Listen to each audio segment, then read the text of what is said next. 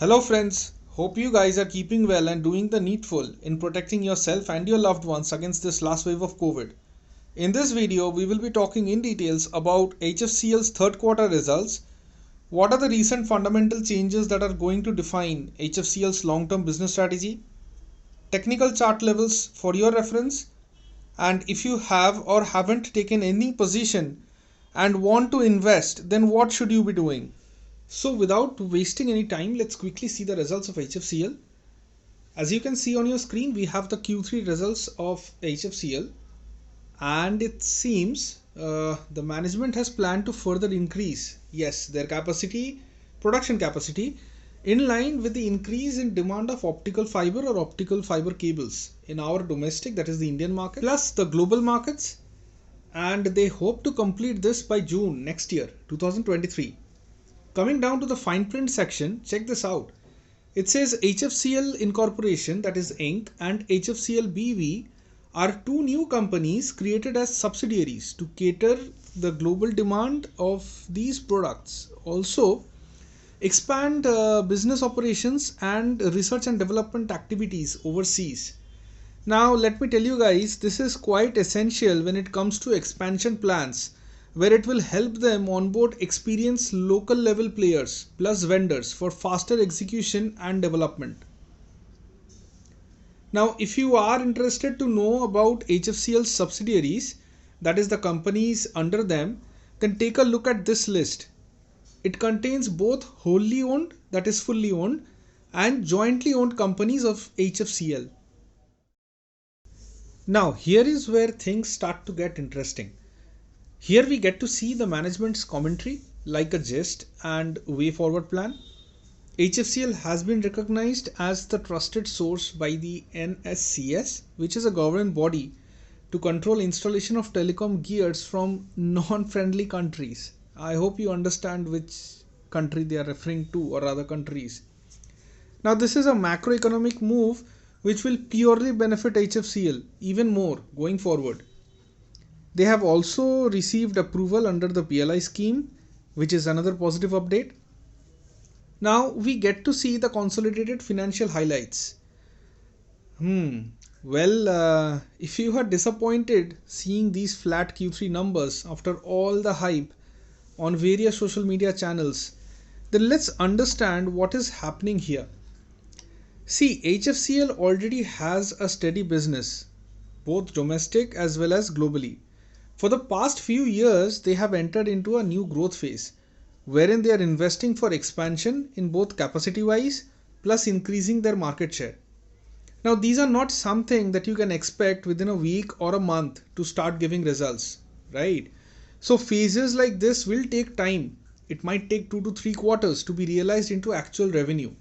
Now, commenting on the company's performance, the MD of HFCL said that although the demand in the economy is coming back gradually since we were hit by COVID pretty badly, they had a strong quarter with growth in revenues. The margins during the quarter got slightly impacted, followed by increased logistics costs and increase in fiber and semiconductor prices. Okay. And in order to expand capacities and build network solution capabilities. Just a quick reminder before we discuss about some very important HFCL stock specific improvements.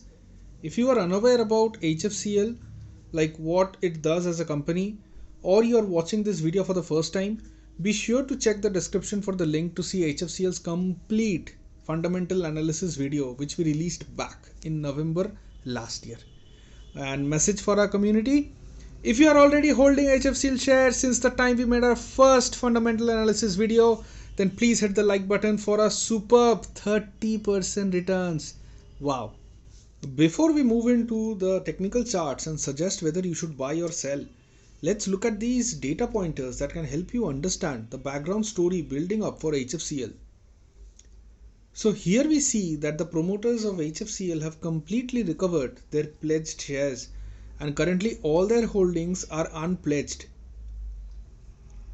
Next up, you can clearly see how FIIs have increased their stake. Same goes for mutual funds. So overall there is a bullish sentiment and accumulation seems to be taking place across the board. Mutual funds seems to be increasing their percentage holdings in a slow and steady basis. So let's quickly go over to HFCL's technical charts and see the latest chart patterns and what the price action suggests. If you have watched this video till this point, then please do subscribe so that we don't miss this opportunity. Now, if you see HFCL in the weekly time frame, 93 seems to be an immediate resistance, 87 being a temporary support. Now kindly listen to this very carefully. A good, reliable upside rally can only come once HFCL breaks 105 levels. You will find a lot of experts giving various levels, but as per charts, 105 is key. Now you might be wondering, why is 105 so important? It's because of this. See here. There is a historical support line that will now act as a resistance, and that is all the more reason why 105 is our actual resistance level. Now before we suggest anything, please do consult your financial advisor, as this video is purely made for educational purposes. The entire content of the video is made so that you guys can understand how to read balance sheets and how to understand a company on a much better way. If you are holding from 45 or 75 levels, then depending upon your risk appetite, you can book profits or as per your risk taking ability and fund requirement. As the company is entering a new growth trajectory, there will be ups and downs along the way. So if you have entered recently, then our 93 will act as resistance and 87 will act as support. This will help you on a closing basis. Hope you have enjoyed this detailed video on HFCL. Please do subscribe and stay fit.